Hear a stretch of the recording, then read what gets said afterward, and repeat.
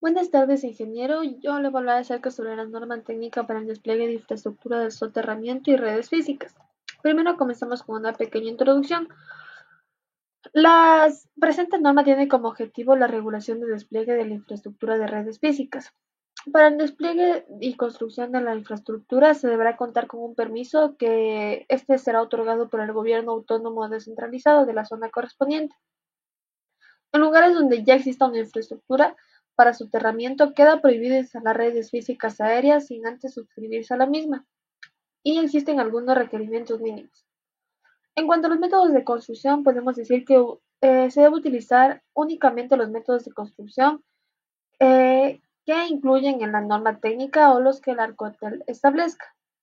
En cuanto al espacio, deberá existir un suficiente espacio en la infraestructura para la instalación, mantenimiento preventivo y correctivo. Debe contar también con la autorización de seguridad, métodos de construcción, señalización y de tránsito para la ejecución de la obra. Deberá cumplir también las normas GATT referente a la distancia y ubicaciones de las canalizaciones para servicios de agua, luz, etc.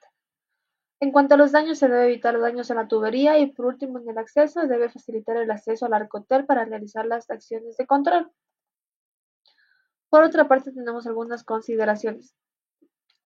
Consideraciones como son ductos, tipo de cable, que el cable debe ser de cobre, fibra óptica, el número de cables por ducto que no debe exceder el 70% de la capacidad del ducto, empaquetado y agrupaciones de cable que deberá agruparse y empaquetar sus cables tanto a la entrada como a la salida de los ductos, pozos, cámaras o cajas de revisión, ubicación de armarios y acometidas hacia los predios, que éstas van a viajar vía mangueras o ductos subterráneos.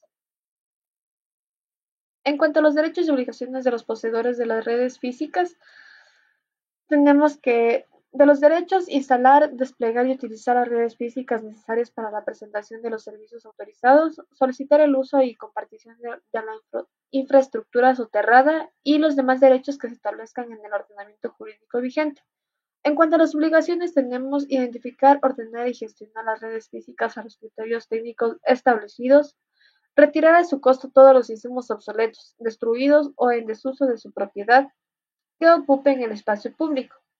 Y por último, efectuar los trabajos de instalación y mantenimiento preventivo. Tenemos también la canalización subterránea.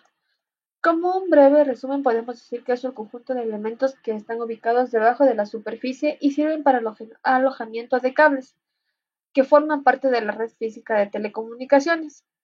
Mediante los ductos llegan a lo que es la parte del pozo y estos mediante otros ductos llegan a lo que es un poste bajante. Y este pozo bajante va a llegar va a llegar hacia los hogares. En cuanto a los aspectos técnicos constructivos de canalización, tenemos lo que es la responsabilidad para la construcción. En este el objetivo es almacenamiento y contacto con los propietarios de los servicios existentes, tanto como los pozos, cajas de revisión y zanjas. En cuanto a los estudios preliminares, tenemos el estudio previo del terreno, en donde la implantación de los ductos no se realizará sobre los mismos ejes, sino que donde el estudio lo diga. Y en cuanto a la ubicación de los ductos, se debe solicitar los planos de instalaciones a las empresas encargadas, tanto de agua, de luz o de alcantarillado. En cuanto a la excavación para los ductos, se debe colocar vallas, cinta, rótulos de identificación. En cuanto a las obras previas a la ejecución de las zanjas, se debe tener una adecuación de las áreas destinadas para la construcción de las canalizaciones, lo que es principalmente en las zonas verdes. La construcción de las zanjas, estas serán de sección rectangular, paredes verticales y sobre ellas en el fondo se colocará una cama de arena. En las especificaciones de los tubos PVC, las canalizaciones utilizarán las tuberías de PVC según las normas INEN 1869 y 2227. La colocación de los tubos PVC tendrán un correcto funcionamiento, siempre y cuando hay que tomar en cuenta la curvatura permitida, que no debe exceder de los 4 grados hexagesimales. En cuanto al relleno y compactación de las zanjas, el objetivo es identificar al promotor de ese tipo de obra, el proceso de rellenado y compactación. Después tenemos la reposición de la reconstrucción de la canalización.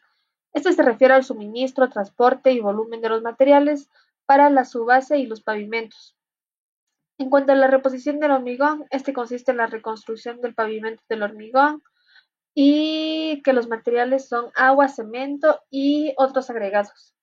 Y por último, el adoquinamiento en cera, que este se colocará una capa de 5 centímetros de arena y los elementos deben ser de las mismas características ya existentes para no ocasionar contrastes.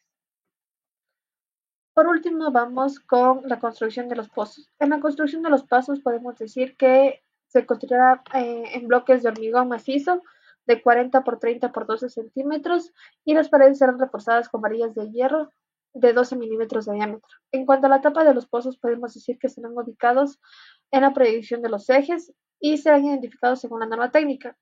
Las tapas serán en fundición gris con la identificación correspondiente.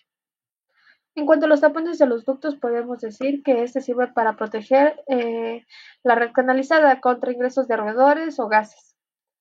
Y por último, la cámara de revisión, el cual tiene una dimensión de 60 por 60 por 60 y tiene cuatro ductos laterales, como se puede ver en la figura, los cuales servirán para el paso de la tubería COD y uno de ellos será para el desagüe.